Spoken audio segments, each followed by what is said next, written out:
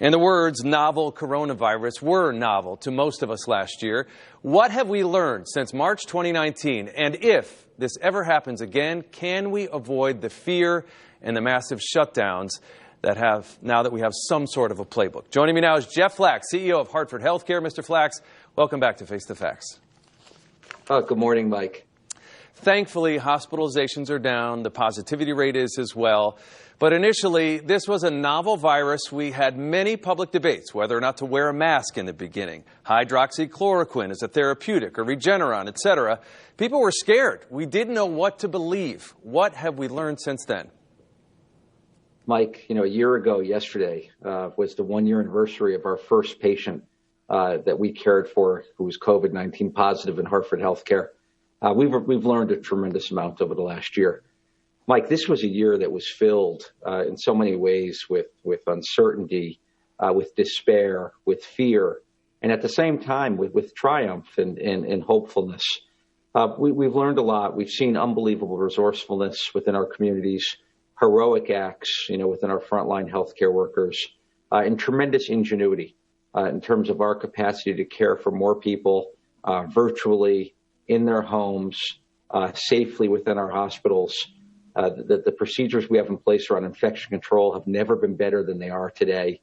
Our capacity to connect with our communities and address the really essential issues around health disparities have never, I think, been more impactful than they are in this moment. I've said throughout this crisis, amongst so many parts of our lives, we yearn to go back to normal, and we will be going back to normal. But in healthcare, we can't go back to normal. We need to be better than normal, and we learned a great deal that will help us be better than normal.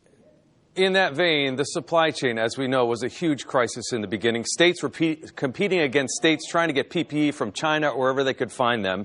Healthcare facilities, we had nurses protesting back then. We'd need more masks. They're wearing garbage bags to work. Is that fixed now? It is. Mike, we were in a tough spot. In the early days of the pandemic, so much of our supply chain within our country, we relied upon the supply creation, manufacturing, distribution in Asia and in Italy. And those were the earliest countries impacted by COVID-19. We learned, one, that we need a national stockpile, like we have for oil. We need to have that for personal protective equipment. Secondly, organizations like mine, like Hartford HealthCare, will and already have created much more significant warehouse capabilities and supply capabilities on site. We used to keep 60 days supply on hand, which we thought was more than adequate and appropriate based on historic use rates. Today, our system has spent more than $50 million in the last 12 months building more than a year's supply at the pandemic use rates. And we don't ever expect to take that supply down. We think that's the right level of supply to have on hand should something like this ever happen again. But in addition, Mike, we're now doing our own manufacturing.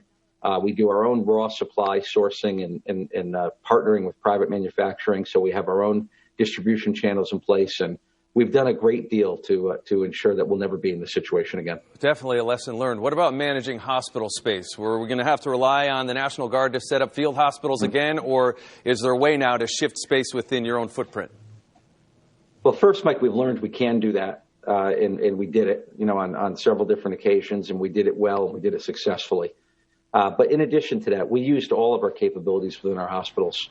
At the height of the pandemic, our hospitals across Connecticut were taking care of thousands of COVID-19 patients who had lengths of stay of more than 15 days on average.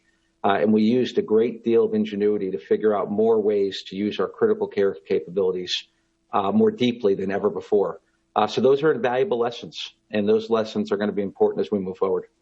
Physically and emotionally exhausted staff was a major problem in the beginning and many months throughout this pandemic. What have you learned about trying to have enough nurses and doctors on hand to refresh the staff so they don't get burned out?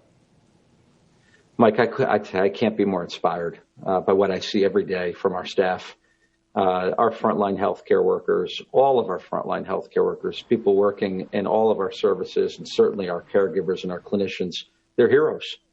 The sacrifices, their bravery, their courage they displayed, their commitment, that discretionary effort, it's beyond description. When we in our community needed them most, and we continue to, they stepped forward in a way that is almost beyond description. So my gratitude, all of our gratitude to everyone working the front lines of healthcare. It's been incredible, and I think we have to continue to support them and help people get to the side of this. And we are making great progress across our state. You have a big footprint in Hartford.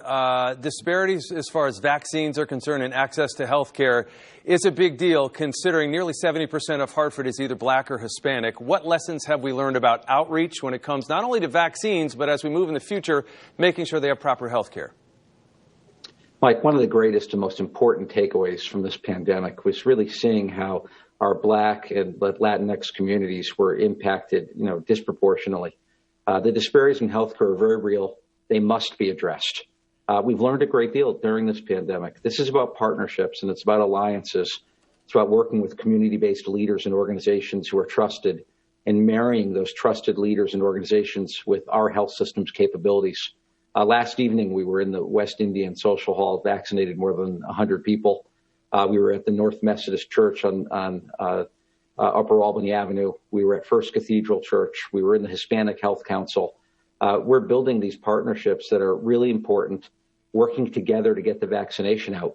But it shouldn't stop there. When we think about prostate health, mammography, high blood pressure, heart failure, diabetes, all of these types of chronic diseases or preventable diseases, we can be doing screening for, and we're going to build these partnerships so they never go away, and that we create much more access to care and much more connection with our communities. Hartford HealthCare CEO Jeff Flaks, thanks so much for joining us on Face the Facts and sharing your expertise. I hope you stay healthy, and let's look forward to the summer. Thanks, Mike. You too, please. Still ahead here on Face the Facts, are cities especially hard hit by COVID? How are the families faring and the financial futures now of those cities? I'll ask Hartford Mayor Luke Bronin coming up next.